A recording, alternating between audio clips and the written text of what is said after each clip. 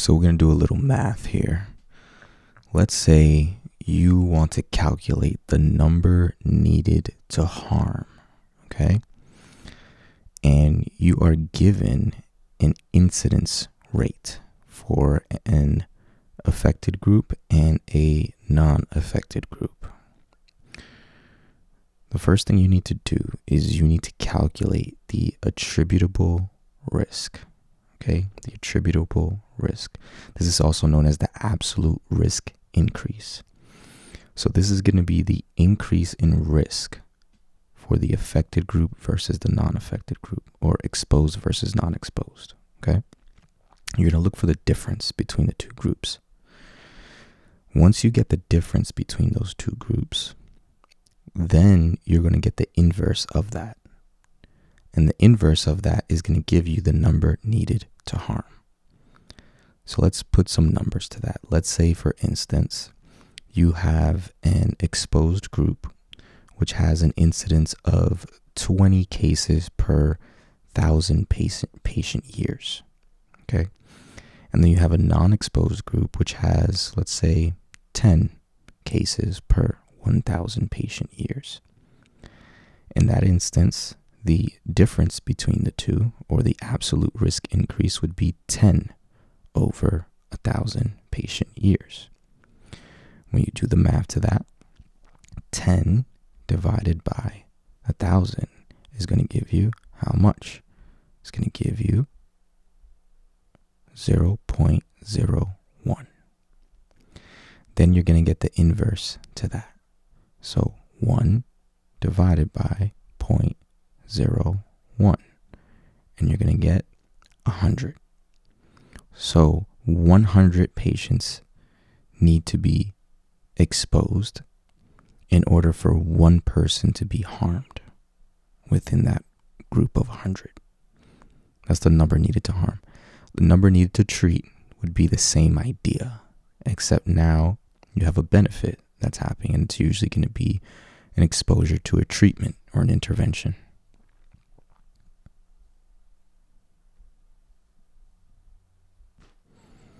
So let's say you're asked to calculate the odds ratio for participants that are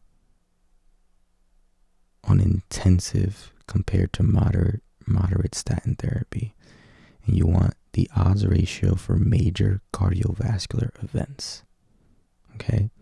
So you want the odds ratio of major cardiovascular events for participants on intensive compared to moderate statin therapy. So you have two groups, okay? And you're looking for the outcome of major cardiovascular events. You're going to make a table, a 4x4 table. And the first column is going to have the people who experience major cardiovascular events, both in intensive statin therapy in the first row and moderate statin therapy in the second row beneath that, okay? The second column to the right are going to have the people that did not experience major cardiovascular events in the first row for intensive statin therapy and the second row for moderate statin therapy. So that now you have 4 boxes, and you're going to label these boxes starting from the first row on the left.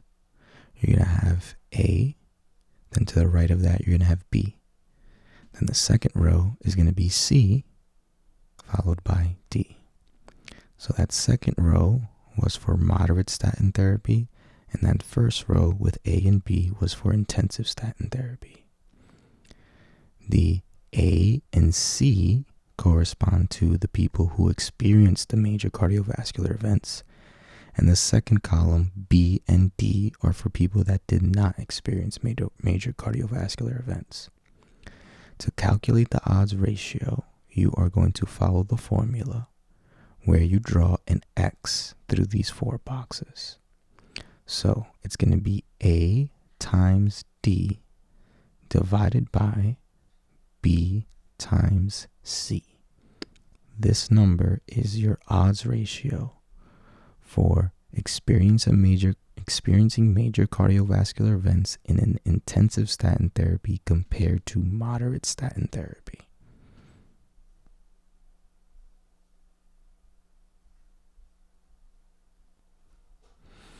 Relative risk reduction measures the proportion of reduction in risk that is attributable to a specific intervention compared to a control. Okay? So, how do you calculate this? If you're given the same data as before, for example, X number of cases per Y number of person years, you're going to take that X and divide it by Y. And that number that you get, you're going to convert it to per 1,000 person years. So let's say the person years that they gave you was like somewhere like 150,000 or whatever. And you get a number of 0.0015. You want to convert it to 1,000 person years. So you move that decimal point over to the right 3 times and you get 1.5. Okay, that is your risk right there, that 1.5. And you're going to compare the number that you get for the control group or unexposed group, and you subtract the exposed or the intervention group from that. Okay, so risk of unexposed minus risk of exposed divided by risk of unexposed, and that will give you your relative risk reduction. And another way of doing this that may be a little bit more straightforward would be to take that initial number that I told you, that 0.015 that you got from dividing the X number of cases over the Y number of person years.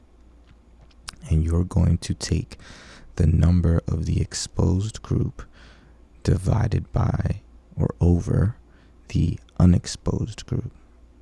And then you get another number. That other number will then be subtracted from 1. And that will give you your relative risk reduction.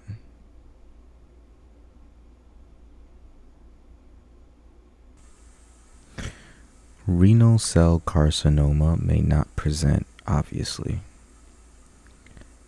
There's a classic triad of flank pain, hematuria, and a palpable abdominal mass. However, these 3 features at the same time only present in less than 9% of cases. So, let's think about some of the risk factors to kind of narrow in the diagnosis. Cigarette smoking, obesity, and hypertension.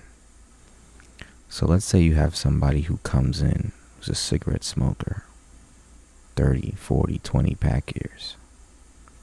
They don't have flank pain, they don't have any complaints, no palpable abdominal mass, but you do a urinalysis and you see hematuria. Another thing that may give it away is a paraneoplastic syndrome, and in this case, the one you're looking for is erythropoietin production, which leads to a higher hematocrit than normal. And this person, what do you want to do? You can do a CT scan of the abdomen to see if they have it, if they have the carcinoma there.